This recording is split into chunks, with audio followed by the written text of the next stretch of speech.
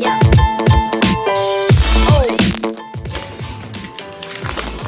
Yeah.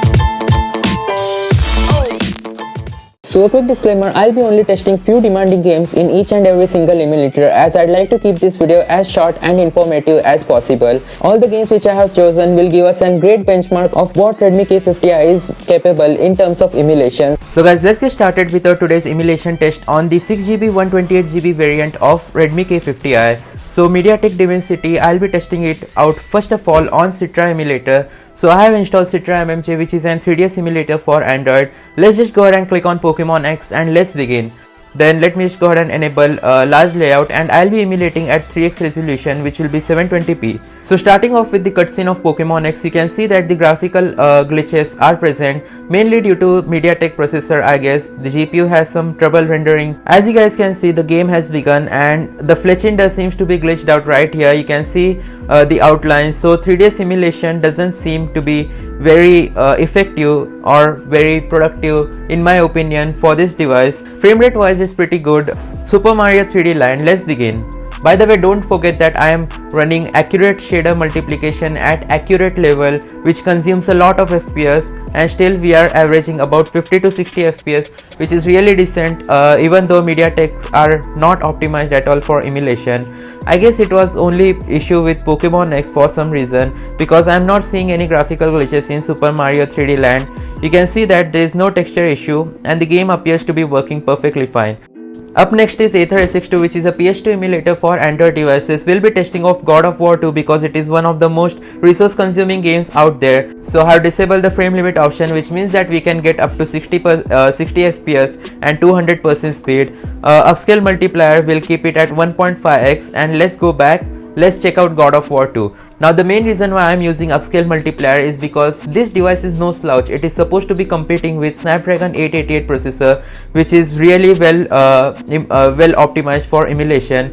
And at the top right, you will be able to see the speed. As you can see, we are getting only 70% speed, which is poor, and I guess it's because the device has heated up by a little, which means that due to thermals the performance will be dropping as well. Okay, so as you can see, the cutscene is over now, and we'll get the legit performance results of PS2 emulation right here. It's just giving us like 50% speed, which is really poor. And let me tell you guys that I tested out Aether SX2 before recording this video, and it was running at least at 84% speed, but I am guessing that as the device has heated up, we are getting less FPS now. So I'll just go to settings. Settings again, we'll go to graphics. We'll disable upscale multiplier. Alright, then we'll just go ahead and go back. Now without upscale multiplier, I used to get like 60 FPS yesterday. No joke at all guys, I used to get good FPS. But let me just go ahead and enable game turbo. This is another one of the features which have been provided in the Redmi K50i, and as you can see, the game FPS seems to have improved. It's not stuttering as much, which is really surprising because I thought that game turbos are just a scam. But as soon as I enable performance boost, you can see that it did work. So here we go guys. Oh my god, damn bro. This game appears to be working perfectly fine at 30 FPS, which means that you can expect other PS2 games get same amount of performance, and there are many other PS2 games which are not that resource consuming. But if you are wanting to play games like WWE, SmackDown, Here Comes the Pain, or GTA San Andreas or anything like that, then yeah, you'll get about 30 FPS, which is playable because consoles also offer 30 FPS only. There is no 60 FPS option, just keep that in mind. But if we are testing this on a Snapdragon device, then the benchmark would be off the roof. Next up is V emulation. So let's just go ahead and enable statistic reporting. So I have installed the Dolphin emulator with game turbo successfully boosted, and here is Call of Duty Modern Warfare 3, which is one of the most resource consuming games present on the Wii platform. Games like Mario, etc., they are not that resource consuming. They can be played well on any device, but we need to check out how do the games which really consume all the juice perform on this Mediatek Dimensity 8100 processor.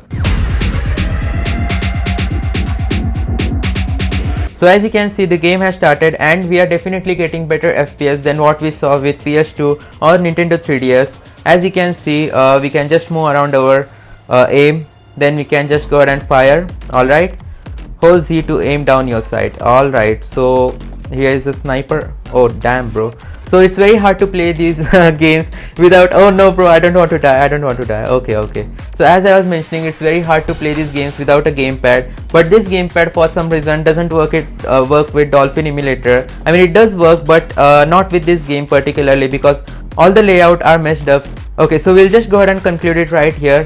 Nintendo Wii emulation is possible at 50 to 60 FPS, which is way better, because again, as I mentioned before, we get only 30 FPS in consoles, but I guess I just threw a grenade on myself. If it can run this game, then we will be pretty sure that it can also run almost all the other games which are playable on Dolphin emulators. Now here comes the moment of problematic situations. So we know that for Nintendo Switch emulation on Android, we have Skyline emulator as well as EggNS emulator. Okay, Nintendo Switch games in EggNS emulator, because I have its VIP subscription, we don't need a gamepad, and as you can see, it just glitched out. Okay, so just 1 day of VIP left, as you can see, right on time. So let's just go ahead and open Super Mario Odyssey and test it out and see if we get around 30 FPS. Alright, and at the title screen you can see we are getting about 60 FPS. Let's just go ahead and start the game. So the game appears to just have crashed. So Super Mario Odyssey is no go on EggNS emulator on Meditek Dimensity 8100 processor. So let's just go ahead and try playing Pokemon Let's Go Pikachu. If it doesn't work, then we'll try out playing Sonic Mania. So this is the problem with Mali GPU, because it's not optimized for emulation. So let's see the results.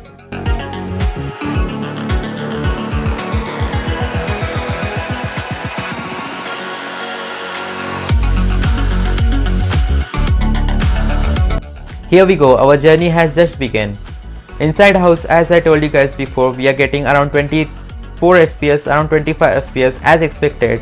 But as soon as we leave the house, I know it's going to drop to like 15 FPS. But again, considering the price of this device, it's a blessing to see that Nintendo Switch emulation is possible on this device.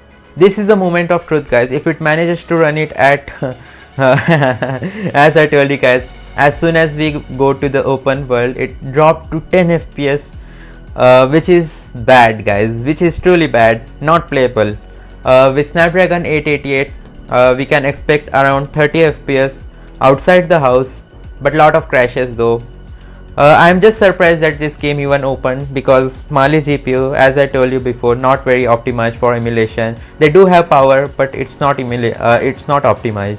So 10-12 FPS seems like not so playable, but for story games like Pokemon, it should be sufficient. So let's just go ahead and close it. Let's test out Skyline emulator now. Alright, so here we go. On Skyline, let's just go ahead and open Pokemon Let's Go Pikachu, because we already know Legends Arceus and Pokemon Sword will not work. Here we go, blue screen. Alright, now we'll just go ahead and press back, because as you know, to skip blue screen you need to go back. And as you can see, my entire device crashed, my live wallpaper is gone, launcher restarted. So in my opinion, Skyline emulator is not optimized for Mali GPU, but if you have Mediatek or EggNS processor, no bro, it ain't going to work. So yeah, if you want to emulate Nintendo Switch games, you need to use EggNS emulator. And as you can see, launcher again restarted, because it's just too resource consuming for Skyline, I guess. So as we saw, Skyline emulator not playable at all, EggNS emulator playable, Citra3DS emulator playable, Aether SX2 playable, Dolphin emulator works really well. So that was the emulation test conclusion. If you want to buy this device, then I'd recommend you guys to go with it, because it's worth the price. You can exchange your old device. I got this for like 16,000 rupees. It's really worth the price. And other gaming performance like PUBG Mobile or anything else works perfectly fine on this device at 90 frames per second, which is really impressive. So that was our today's conclusion. See you guys tomorrow. Goodbye.